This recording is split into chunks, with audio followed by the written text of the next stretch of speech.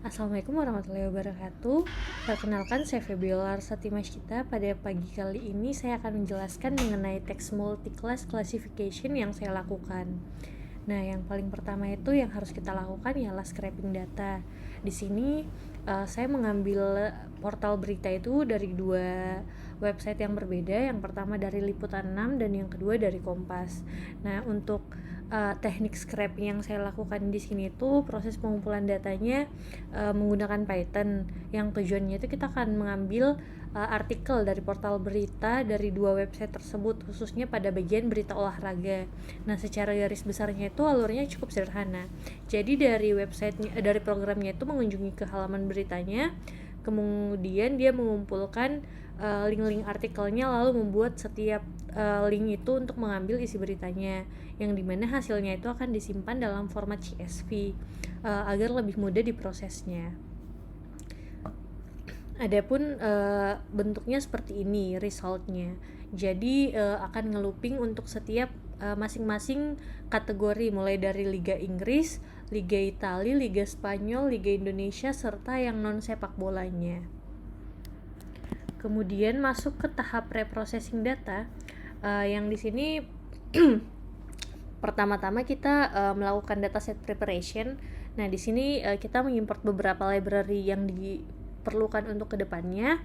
Kemudian di sini kita membuka file CSV dari Kompas dataset terlebih dahulu, yang kemudian kedepannya nanti akan kita gabungkan bersama dengan file yang Liputan 6-nya. Nah, jadi di sini itu yang pertama kita read datasetnya. Di sini ada beberapa kolom yang saya panggil pada saat scraping data. Ada source, kategori, title, URL, published ad-nya, serta kontennya. Yang author sama teksnya dia resultnya none, dan itu tidak masalah karena nanti juga akan kita drop. Nah, kemudian di sini saya melakukan cleaning terhadap datasetnya. Nah, yang paling pertama di sini saya mendrop beberapa kolom yang tidak digunakan, seperti kolom title, URL, published ad, author, dan teksnya. Kemudian saya merename beberapa kolom, yang pada kolom konten itu saya rename menjadi teks, source menjadi media, dan kategori itu menjadi label agar kedepannya itu seragam. Nah, kemudian saya rearrange kolom-kolomnya. Lalu di sini kita mereplace beberapa karakter. Kita hapus beberapa regex yang tidak perlu, dan di sini saya replace untuk yang label awalnya tuh labelnya badminton. Nah, di sini saya replace menjadi non sepak bola. Kemudian resultnya seperti ini. Lalu pada saat kita lihat jumlah datanya itu untuk masing-masing labelnya terlampir seperti berikut. Nah, kemudian untuk dataset yang kedua yaitu dataset dari Liputan 6. Nah, Liputan 6 ini ada 5 kolom, yaitu judul, isi, kategori, sumber, dan link. Nah, di sini saya juga melakukan hal yang sama. Saya drop beberapa kolom yang tidak digunakan seperti judul dan link. Kemudian saya rename yang isi menjadi teks, sumber menjadi media, dan kategorinya itu menjadi label. Nah, kemudian saya rearrange lagi kolom-kolomnya, dan di sini juga saya mereplace beberapa karakter seperti underscore diubah menjadi spasi, dan title-nya itu yang ininya diubah menjadi kapital di awalnya agar seragam. Nah, kemudian di sini saya menggabungkan antara yang Kompas dan Liputan 6-nya tadi. Kemudian setelah digabungkan, kurang lebih total datanya seperti berikut untuk masing-masing kategorinya. Yang untuk kategori non sepak bolanya itu memang cenderung lebih sedikit pada saat saya scraping. Kemudian di sini saya mengimport beberapa library lagi yang diperlukan. Lalu ini saya masuk ke tahap text processingnya. Nah, yang paling pertama itu saya cek dulu jumlah datanya apakah ada yang nol atau tidak. Kemudian di sini tidak ada, jadi saya masuk ke next step-nya, yaitu lowercase sama remove punctuation-nya. Nah, di sini saya melakukan cleaning terhadap link-linknya yang ada HTTP dan sebagainya. Kemudian di sini itu juga kita lowercase-kan semua huruf-hurufnya. Kemudian kita apply. Saya membuat kolom baru yang namanya kolom clean. Nah, kemudian selanjutnya itu encoding labelnya. Di sini saya melakukan encoding untuk semua labelnya menjadi 0 hingga 4. Lalu di sini juga saya melakukan split dataset untuk dataset testing dan trainnya. Nah, lalu resultnya seperti berikut. Selanjutnya masuk ke tahap tokenization dan padding. Nah, di sini saya melakukan tokenisasi teks menggunakan tokenizer, lalu membatasi vocabulary-nya itu hanya 5.000 kata yang paling sering muncul. Lalu itu yang akan dipelajari menjadi kosakatanya dari si train datasetnya. Nah, kemudian di sini itu saya mengubah teks menjadi sequence sesuai dengan indeks tokenizernya, sehingga setiap kalimat menjadi array integer itu yang direpresentasikan kata-katanya. Nah, setelah itu saya lakukan padding agar semua input itu memiliki panjang yang sama dengan setiap sequence yang dipotong, ataupun misalnya kurang dia diisi spasi agar panjangnya itu menjadi 100, sehingga modelnya itu dapat memproses batch datanya. Nah, kemudian di sini saya juga labelnya tuh saya ubah yang awalnya numerik menjadi one hot vector untuk klasifikasi multiclassnya. Nah, selanjutnya di sini saya menghitung class weight-nya karena datanya itu tidak seimbang, sehingga dapat membantu model untuk memberikan perhatian lebih kepada kelas-kelas yang minoritas tadi, seperti yang non sepak bola. Nah, kemudian masuk untuk ke model yang pertama, itu saya menggunakan BLSTM. Nah, berikut model klasifikasi menggunakan BLSTM dengan tahap embedding layer untuk menangkap representasi semantik kata untuk modelnya. Lalu, untuk menangkap konteks urutan katanya dan dependensi jangka panjangnya, di sini dropout layernya itu digunakan untuk mengurangi overfittingnya, dan dense layer output untuk klasifikasi multiclass yang akan memprediksi kelas dengan probabilitas tertingginya. Setelah itu model dikompil dan menampilkan struktur modelnya. Nah, ini yang paling pertama, modelnya itu masih kosong semua ya. Nah, selanjutnya di sini juga saya menggunakan fitur early stopping untuk mencegah overfitting. Jadi dia akan berhenti trainingnya secara otomatis jika performa modelnya itu tidak membaik pada saat validasinya. Di sini patience-nya saya ubah menjadi 3. Lalu ada checkpoint-nya juga. Jadi di sini itu dia akan menyimpan model terbaik berdasarkan validasi loss-nya yang paling baik. Nah, kemudian di sini saya melakukan training pada dataset yang telah disiapkan sebelumnya. Epochnya itu ada di 20 dengan batch size-nya di 32. Kemudian epochnya itu berhenti di 9. Ini karena fungsi si early stop-nya tadi. Jadi tidak ada improvement dari 0.653. Jadi base epochnya itu dia ada di epoch ke-6 dengan validasi loss-nya itu di 0.65 dan validation akurasinya itu di 0.83%. Nah, kemudian berikut untuk grafik dari train validation loss-nya. Nah, di sini bisa kita lihat bahwa di epoch ke-6 itu memang memiliki validation loss-nya yang paling rendah, serta di akurasinya itu yang paling tinggi. Makanya trainingnya itu berhenti pada saat epoch ke-9. Nah, kemudian berikut untuk classification report-nya untuk masing-masing kategori. Dan totalannya secara keseluruhan itu yang non sepak bola memang cukup rendah dibanding yang lainnya, sehingga akurasinya itu hanya di 79%. Nah, selanjutnya itu untuk large language modelnya atau LLM yang saya gunakan itu Indobird. Nah, ini saya gunakan untuk klasifikasi si multiclass tadi. Jadi yang paling pertama itu datasetnya kita dari preprocessing sebelumnya yang diubah menjadi kolom teks dan label. Nah, di sini saya ubah menjadi yang awalnya clean dan label encoding, di sini saya ubah menjadi teks dan label. Nah, kemudian saya convert menggunakan dataset library-nya. Kemudian saya melakukan tokenisasi yang dilakukan dengan auto tokenizer, yang dimana teksnya itu dipotong atau di padding hingga panjang maksimumnya itu di 256. Kemudian datasetnya itu di mapping agar menghasilkan input IDS, attention mask, serta label dalam format PyTorch-nya. Nah, kemudian di sini saya melakukan training menggunakan Indobird tadi. Nah, di sini model yang digunakan itu auto model var sequence classification dengan jumlah label yang sesuai dengan datasetnya.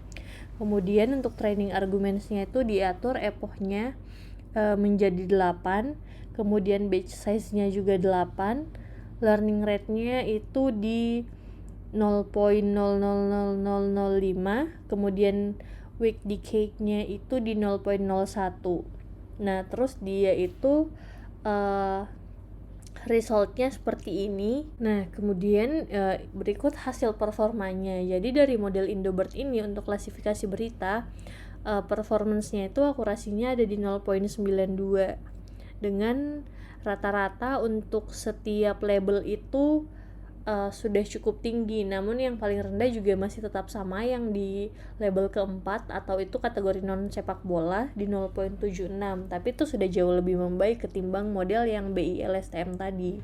Nah, kemudian di sini kita simpan ke Indobird Fine-Tune dan modelnya saya simpan di Indobird Fine-Tune-nya.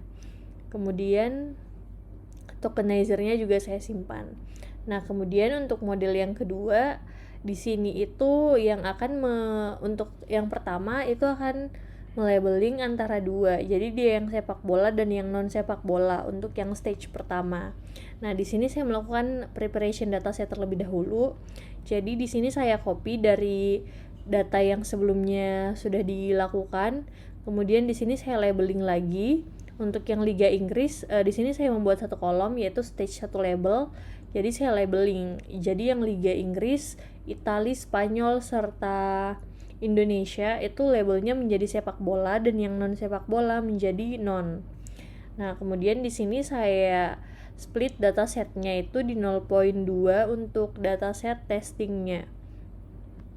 Kemudian dilanjutkan untuk tokenizer dan sequence-nya sama. Di sini di 20.000 untuk maksimal kata-kata tersering munculnya, kemudian maksimal length-nya itu tetap di 100. Kemudian saya lakukan encoding lagi untuk masing-masing label di stage 1 labelnya ini. Nah, di sini yang paling pertama saya menggunakan kembali BI-LSTM. Di sini saya panggil untuk early stopping dan model checkpoint-nya. Lalu di sini kita membuat modelnya. Lalu di sini hasil trainingnya. Nah, berdasarkan hasil training dari BI-LSTM ini, dia itu di epoch ke-5 berhenti dengan base epochnya itu di epoch kedua. Nah, jadi di sini untuk hasil evaluasi model BI-LSTM-nya itu pada stage pertama menunjukkan akurasi keseluruhannya itu 0.94. Tapi performanya itu tidak seimbang antar kelasnya. Jadi model itu hampir hanya mengenali kelas 1 atau yang label utama tadi dengan nilai precision itu di 0.94, recall-nya di 1 dan F1 score-nya di 0.9. Sementara kelas 0 itu sama sekali tidak terdeteksi. Dari precision, recall, F1 1 semuanya itu 0. Nah, hal ini dapat dilihat jadi untuk macro average-nya ini kelihatan di 0.47, dia sangat rendah. Nah, kemudian coba saya lanjutkan di BI-LSTM stage kedua untuk membedakan masing-masing label di di setiap kategori sepak bola. Jadi di sini saya filter dulu yang stage 1 labelnya itu yang sepak bola. Jadi akan membedakan antara Liga Inggris sampai Liga Indonesia. Nah, kemudian di sini saya split lagi datasetnya di 0.2. Kemudian saya lakukan encoding labelnya. Lalu di sini saya panggil lagi model callback-nya untuk yang early stopping sama model checkpoint-nya. Lalu di sini saya lakukan training. Nah, pada saat saya training untuk stage keduanya, di sini base epoch-nya itu ada di ketiga. Nah, lalu pada saat kita coba evaluasi untuk masing-masing liganya itu sudah cukup baik di akurasi 0.9 dengan precision-nya itu di 0.9, recall-nya 0.9, F1 score-nya juga di 0.9. Lalu ketika saya cek confusion matrix-nya itu seperti berikut. Jadi masih ada beberapa yang cukup yang paling rendah di sini sih dilihat Liga Inggris. Jadi masih ada beberapa artikel yang dia itu seharusnya Liga Inggris tapi dideteksi sebagai Liga Spanyol. Seperti itu. Kemudian ini untuk trennya, ini untuk loss dan akurasinya seperti berikut. Nah, kemudian saya mencoba untuk model selanjutnya yaitu model Indobird. Nah, di sini saya memanggil tokenizer, saya memanggil model name-nya Indobird, lalu saya juga memanggil tokenizernya. Nah, yang paling pertama saya cek dulu datanya itu saya akan gunakan yang mana. Nah, di sini ternyata DFS2. Lalu yang paling pertama itu karena datanya ini sebelumnya sudah diperbaiki, sudah dibersihkan menggunakan kolom clean ini. Jadi saya langsung masuk ke tahap tokenizing untuk yang stage pertama. Nah, jadi saya lanjutkan untuk tokenizing stage kedua. Jadi di sini yang paling pertama itu saya define dulu functionnya. Kemudian di sini sih saya panggil untuk datasetnya. Kemudian saya build dataset Hugging Face-nya. Lalu di sini saya juga melakukan dataset objek untuk stage yang pertama serta dataset objeknya untuk yang stage kedua. Oke, kemudian selanjutnya di sini saya melakukan training untuk stage yang pertama. Kemudian hasilnya itu seperti berikut. Jadi dia berhenti pada saat epoch keempat untuk yang stage pertama. Kemudian untuk yang stage kedua juga sama. Dia ini resultnya berhenti pada saat epoch keempat. Lalu di sini saya melakukan evaluasi stage pertama, di mana tes loss-nya itu di 0.21, lalu tes akurasinya di 0.95, tes prediction-nya itu di 0.595 juga, kemudian recall-nya itu di 0.95, F1 score-nya itu di 0.94. Lalu untuk yang stage kedua itu resultnya seperti berikut. Loss-nya itu di 0.05, akurasi di 0.99, precision 0.99, dan recall-nya 0.99. F1 skornya juga di 0.99. Nah, kemudian ini untuk tampilan yang lebih mudah dibaca. Jadi untuk yang Indobird yang stage pertama, untuk mengkategorikan yang non sepak bola dan yang sepak bola itu untuk akurasinya di 0.92, yang dimana sepak bola non sepak bolanya itu di 0.38 dan sepak bolanya di 0.98.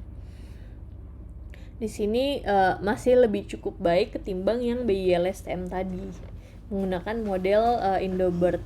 Kemudian untuk stage kedua berikut, nah di sini itu datasetnya hampir sempurna, namun masih ada beberapa. Di sini dari banyaknya data testingnya itu cuma ada 2 yang belum sesuai, yang di Liga Inggris tadi.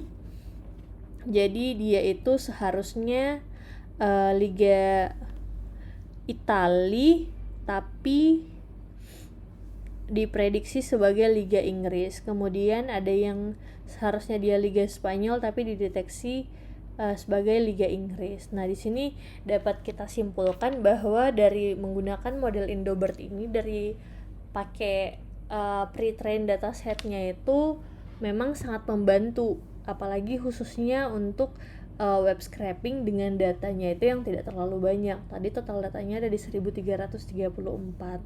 Kemudian di sini kita save model terbaiknya agar kedepannya bisa dipanggil kembali. Mungkin sekian presentasi dari saya. Terima kasih. Wassalamualaikum warahmatullahi wabarakatuh.